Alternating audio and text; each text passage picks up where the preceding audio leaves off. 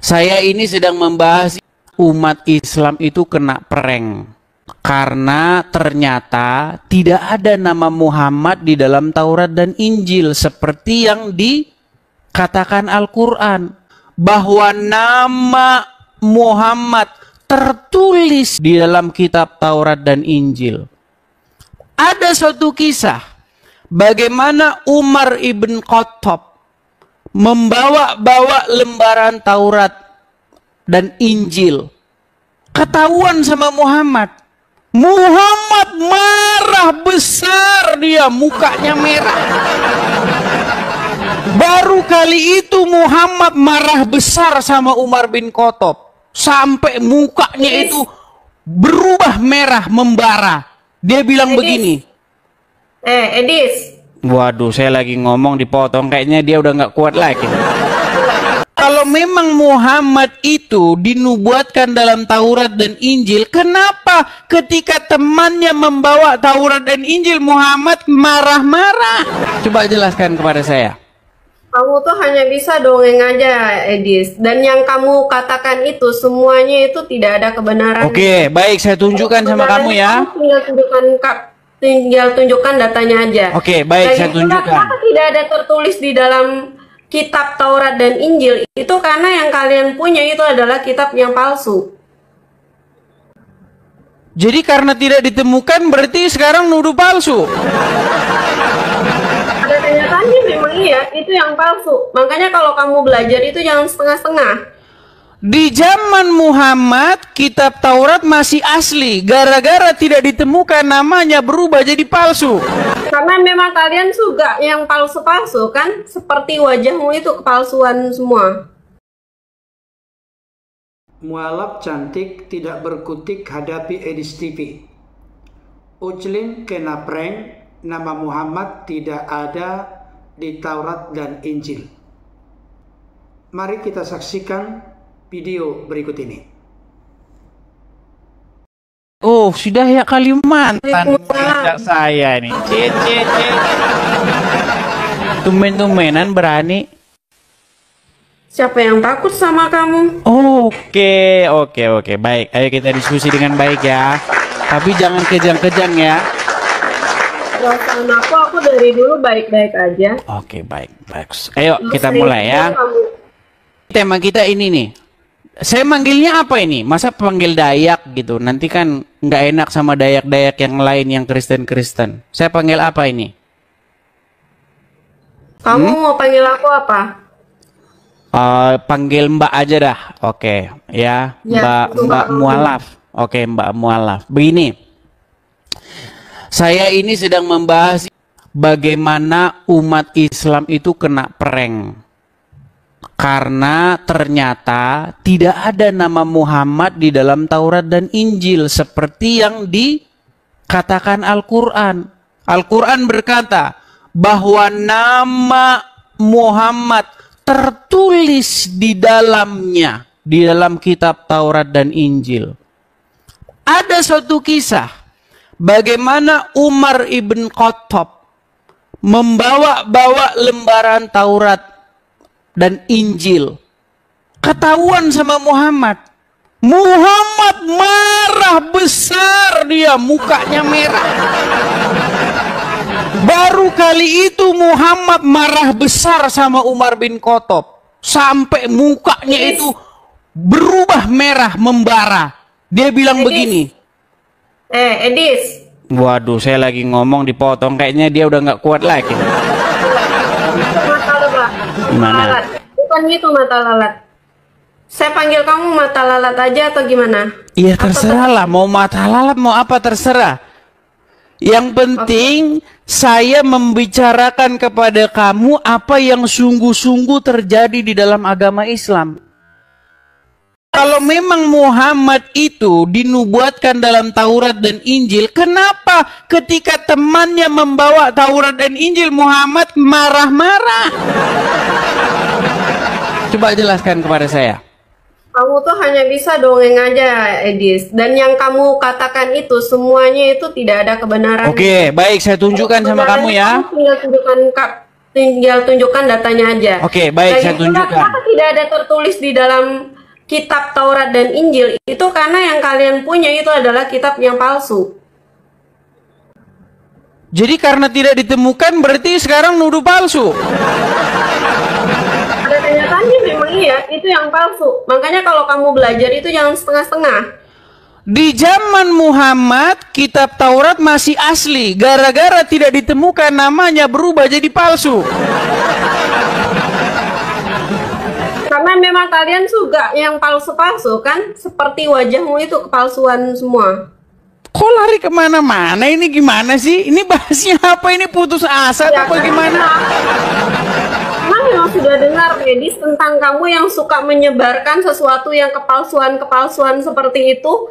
Tidak perlu aku membukakan data-data yang valid untuk kamu. Bukakan data pun yang valid percuma. Oke, jadi ketika Umar bin Khattab membawa lembaran Taurat dan Injil, kenapa Muhammad marah? Yang kamu tahu apa di situ? Iya, makanya saya tanya dulu, kenapa dia marah waktu Umar membawa lembaran Taurat dan Injil, padahal nama Muhammad tertulis di sana? Mana datanya yang kau katakan seperti itu? Oke, baik. Kita bacakan ya. Kanda kan selama ini kan jadi mualaf kan cuman ini aja, ikut-ikutan saja. Saya tunjukkan bagaimana Muhammad marah ya. Nih, saya tunjukkan hadisnya. Saya bacakan ya. Hadis riwayat Ahmad nomor 15156.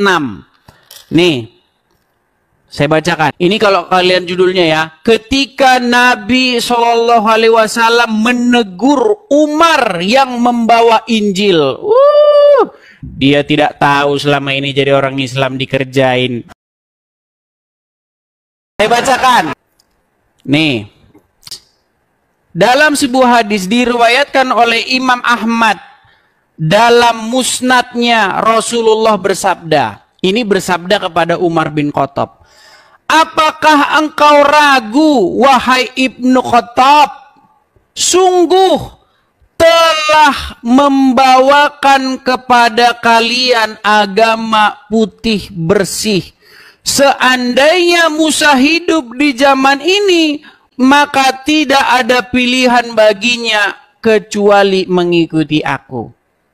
Ini ketika Umar bin Khattab membawa Taurat dan Injil, Muhammadnya malah marah.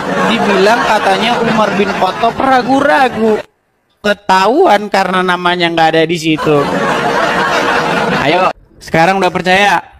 Percaya sama kamu, Edis, sama aja. Percaya dengan berkata kamu. Oke, jadi hadis ini bohong. Balikan lagi wajah kamu yang... Oke, baik, saya balikan lagi. Saya balikan lagi. Jadi kamu percaya bahwa hadis itu bohong? Yang bohong itu kamu, Edis. Karena jadi hadisnya gimana? Oke, kalau gitu saya mau tanya sama kamu, hadisnya gimana? Yang bohong itu kamu, Edis, karena kamu selalu mencari sesuatu yang palsu. Berarti saya bohong. Oke, baik. Kita putarkan dari ceramah Ustaz saja ya. Bagaimana Umar bin Khattab pernah membawa lembaran Taurat dan Injil nih. Kamu bilang saya bohong. Waduh, sungguh kamu nekat yang nyata kalau seperti ini caranya. Nih, dengarkan ya, nih. Wa nazzalna 'alaikal kitab, dan kami turunkan kepada engkau Alkitab, tibyanan likulli syai', sebagai penjelas bagi segala sesuatu. Kemudian beliau membawakan sebuah hadis atau riwayat di sini, asar dari Umar bin Khattab radhiyallahu ta'ala anhu dari Nabi sallallahu alaihi wasallam tentang kisah Umar bin Khattab yang suatu hari memegang-megang kitab Taurat. Taurat diturunkan kepada Nabi siapa? Nabi Musa alaihi salam. Baik, kita baca kisahnya.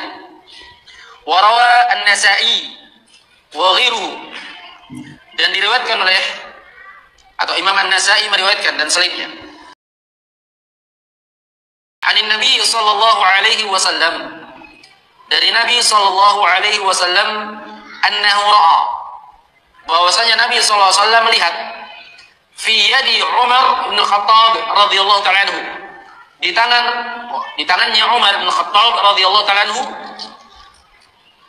waraqatan min at-Taurah, lembaran dari Taurat. Faqala, maka beliau bersabda, "Amutahawwakuna ya Ibn Khattab?" Apakah engkau meragukan wahai Ibn Khattab? Dalam ayat yang lain dijelaskan maknanya ya. Asyakun anta ya Ibn Khattab. Apakah engkau ragu wahai Ibn Khattab? Nanti kita akan jelaskan maksudnya. Nah, intinya ketika temannya Muhammad Ibnu Khattab membawa lembaran Taurat, Muhammad malah nggak senang. Mata lalat. Kenapa dia nggak senang coba? Mata lalat. Nggak ada jawaban kan? Nggak ada jawaban.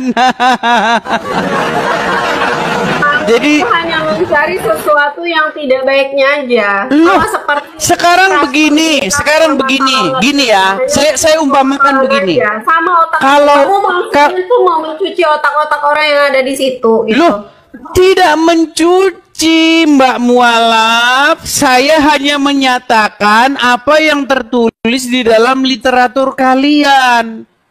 Kalau memang Muhammad itu dinubuatkan di dalam kitab Taurat, kenapa Umar bin Khattab ketika membawa kitab Taurat itu, Muhammad malah marah?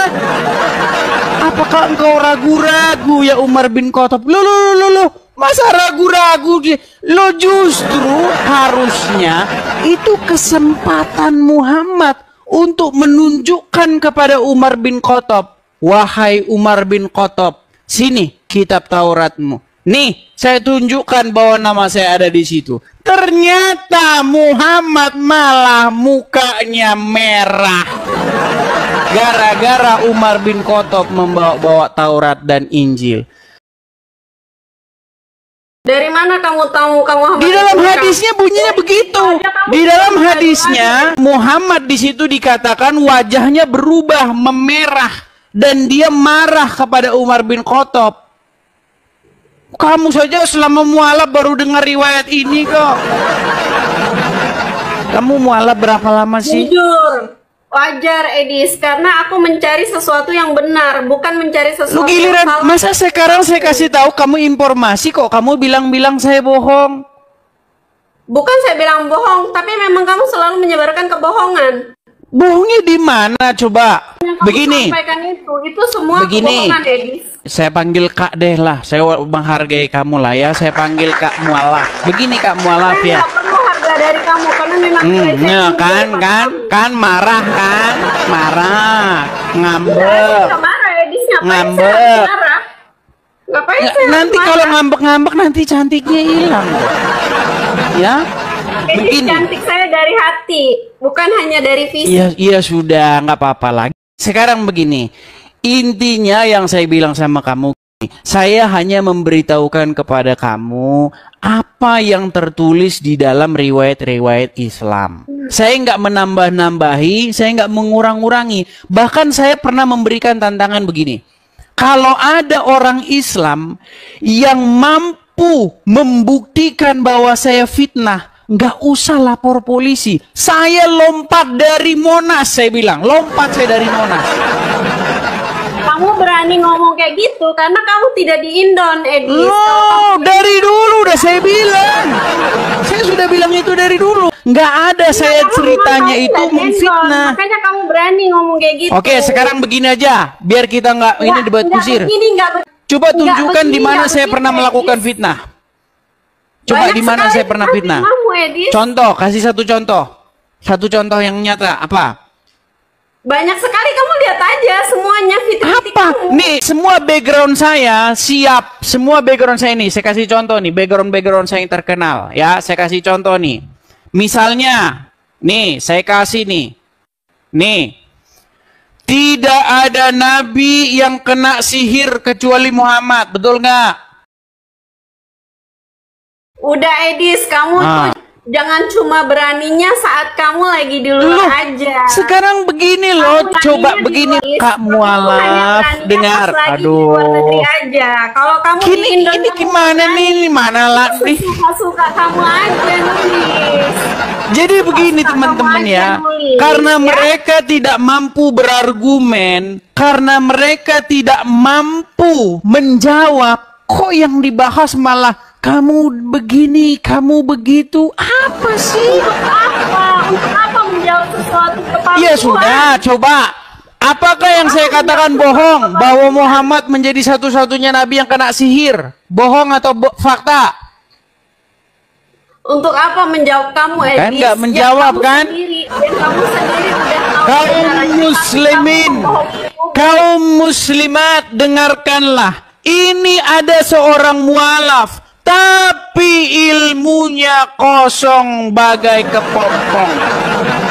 Itu kosong, seperti kepompong yang sudah ditinggalkan isinya. Udah jadi kupu-kupu, tahu kepompong? Udah kosong, udah nggak ada, isinya udah nggak ada. Ini bagaimana? Bagaimana ini pembina mualaf-mualaf? Saya kasih saran sama Edis, kalian, tolong justru mualaf saya itu dibekali kasihan sama ilmu. kamu, Edis. Justru saya kasihan sama kamu, Edis. Bukan malah bahas kasihan. Lihat kuat itu hanya karena kamu di luar aja. Kok malah Aslinya kamu bahas kasihan? Apa hubungannya dengan kasihan? Iya. Emang iya. Ini nggak ada hubungannya. Kamu mau kasihan sama saya nggak perlu dikasihani sama kamu, kakak Kalau mualaf kamu yang merasa cantik. saya Dengar dulu, kosong, dengar ya, Kamu dengar, saya dulu. dengar Jangan dulu. kamu minta didengar terus. Benar Kamu atau nggak bisa tidak? dengar. Benar atau tidak bahwasanya Kamu tidak dengar ada aku nabi dulu. yang kena Apa sihir? lalat? Kamu dengar aku dulu. Kamu dengar aku dulu. Kamu Benar atau dari- tidak? Tidak ada nabi yang kena kamu sihir itu kecuali penyakit Muhammad. Kamu kayak gini, Edis. Oh, kan? Kamu maunya didengar tapi kamu nggak mau dengar. Oke, silakan coba. Kalau kamu merasa aku kosong, ngapain kamu ngikutin aku? Karena aku ada isinya. Kamu makanya kan yang datang ngikutin ke aku. sini. Banyak begini, banyak orang ngomong Siapa gini. yang datang ke kamu? Bang, coba bang ajak diskusi Dayak mualaf. Dia ngaku-ngaku mualaf, terus dia ngaku-ngaku ngerti Kristen, ngerti Islam. Sekarang giliran dipraktekkan, nggak ngerti apa-apa soal agama Islam. Kamu nggak terima dengan aku mengatakan diri aku Islam, dengan mengatakan diri aku Justru mualaf. sekarang kita jadikan pembuktian. Ayo kita buktikan, apakah kamu betul-betul memiliki ilmu pengetahuan tentang agama Islam atau tidak? Dari tadi kita tanya nih, masalah Justru hadis. saya bangga dengan Masalah kamu hadis bilang Muhammad berkata yang marah seperti kepada itu, Umar Edis. bin Aku Khattab. mualaf Masalah berkata, hadis tapi Muhammad kamu kena sudah sihir. berekspektasi Tapi dengan aku nggak sangat ada. lebih. Berarti kamu memang mengakui. Nggak ada diri kamu aku. menjawab. Bentar, Edis. Di sini 19.000 orang ini di TikTok melihat, di YouTube belum lagi ada berapa ribu. Coba tunjukkan kepada orang banyak khalayak ramai ini, coba.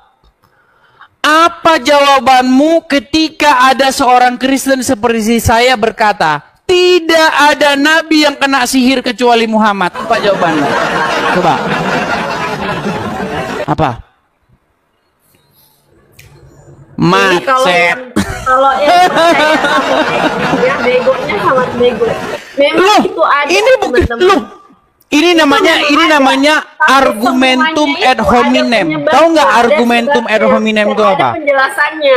Nah, seperti Edis nih teman-teman. 1.900, hampir 20.000. Ada berapa di situ teman-teman? 20.000, udah dibilang 20.000. Saya lihat di sini, saya nggak percaya sama Silakan. kamu.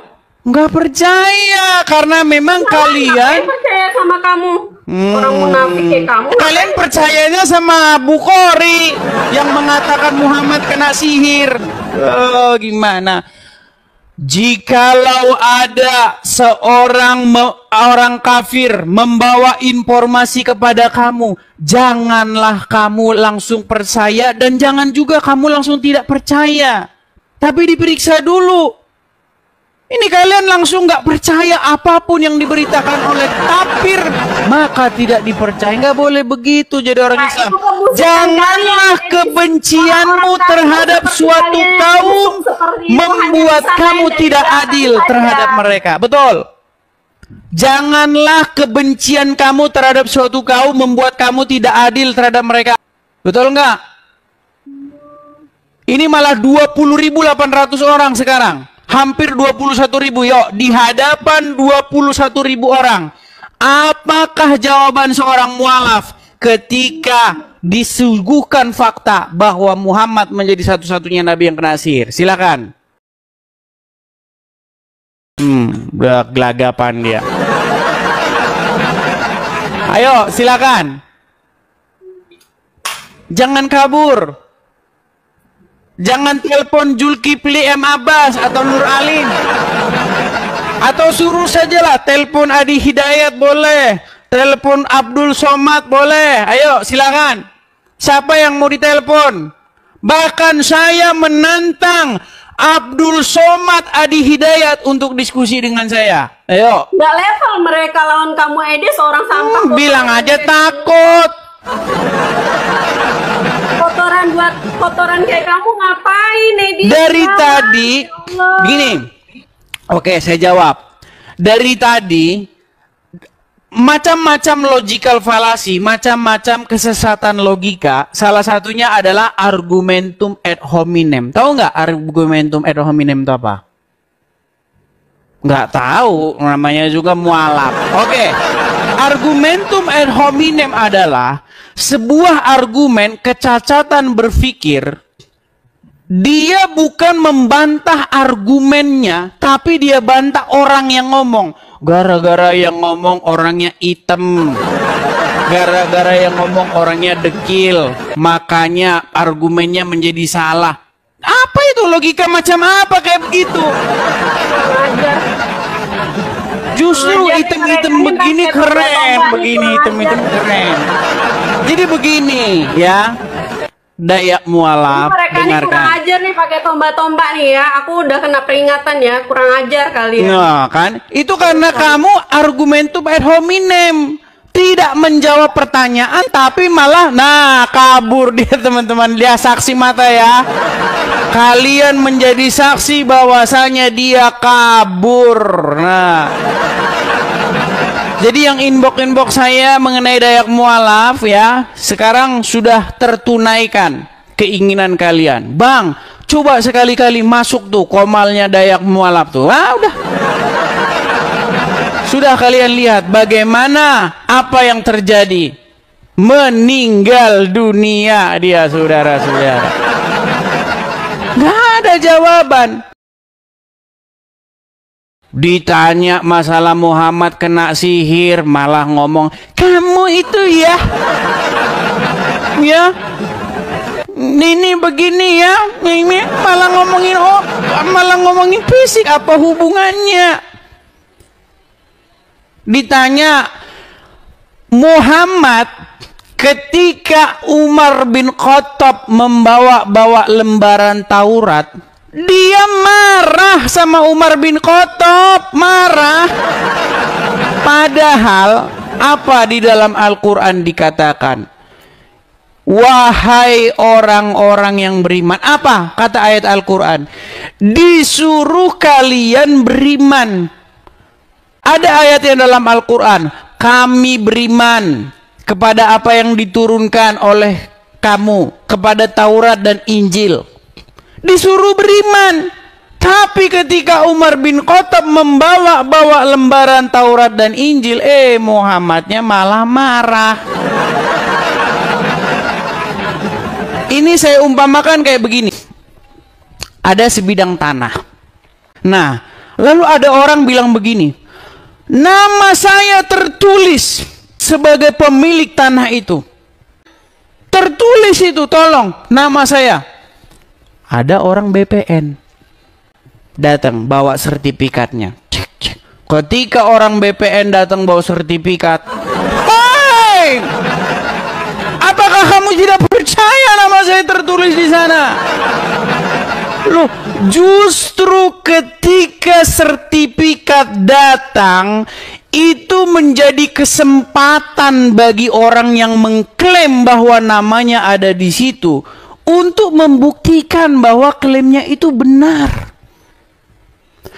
Ketika Al-Quran mengatakan, umat Islam berkata bahwasanya Muhammad dinubuatkan di dalam kitab-kitab sebelumnya, bahwasanya Muhammad ada dalam Taurat dan Injil. Ketika Umar bin Khattab membawa kitab Taurat dan Injil itu, bukannya Muhammad membuktikan kepada kaum muslimin bahwa namanya ada tertulis di situ, malah sebaliknya Muhammad wajahnya merah dan marah kepada Umar bin Khattab. Ini apa-apaan ini? Ada 3 poin penting yang ingin saya bahas lebih mendalam terkait dengan diskusi atau debat antara Mualaf Cantik dengan Edis TV. Yang pertama, Mualaf Cantik ini hanya berputar-putar membuat pernyataan, bahkan sudah mengarah kepada menyerang pribadi.